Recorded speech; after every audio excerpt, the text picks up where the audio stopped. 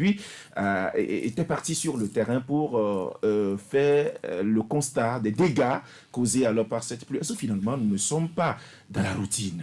Non, non, non, même dans son bureau, il pourrait constater le dégât. Il n'a pas besoin de descendre sur le terrain. Il l'a fait, bravo. Mais c'est une évidence. Et je ne pense pas que ce soit une surprise. La météo togolaise avait prédit des pluies cette année. Et ça, ce n'est que la première pluie. Et vous voyez ce que ça a créé comme dégâts. Et le premier, ou alors l'une des origines des dangers en matière d'inondation aujourd'hui au Lomé ou au Togo à Lomé, c'est bien nos rétentions d'eau, nos retenues d'eau que nous avons fabriquées. Je ne sais pas comment l'idée là est venue, mais j'avoue qu'aujourd'hui, l'idée là a montré ses limites. Le Togo n'a pas besoin des retenues d'eau, ou alors Lomé n'a pas besoin des retenues d'eau, des rétentions d'eau, qui se remplissent à la première pluie. Mais Lomé a plutôt besoin des bonnes canalisations. Malheureusement, on n'avait pas visé cela. Et aujourd'hui, on crée des dangers dans des quartiers. Allez-y voir ce que ces retenues d'eau créent comme dommage aux populations riveraines. Alors jusqu'à quand on va finir par réfléchir à cela et trouver d'autres solutions? Donc, j'avoue, nous vivons aujourd'hui un rythme de changement climatique qui n'épargne personne. Et à chaque pays, à chaque niveau, nous devons prendre des responsabilités. Et ces responsabilités doivent découler d'une politique sincère.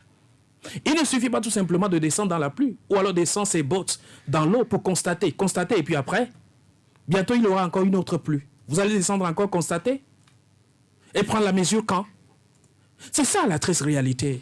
La routine, vous l'avez dit, moi je ne le dis pas, mais c'est la répétition. Je ne sais pas qui répète. Mais jusqu'à quand nous allons continuer par répéter cela? De toutes les façons, la nature et l'autre ne doit pas nous attendre. C'est à nous de mettre en application nos politiques de façon sincère sur le terrain. Et là, j'en appelle aussi à ces dirigeants communaux qui sont des maires, qui doivent jouer leur plein rôle de pression. Même si je vois la dotation qui est faite à ces mairies-là, je mets la main sur ma tête. Maintenant, je me demande, est-ce que véritablement nous voulons développer nos milieux?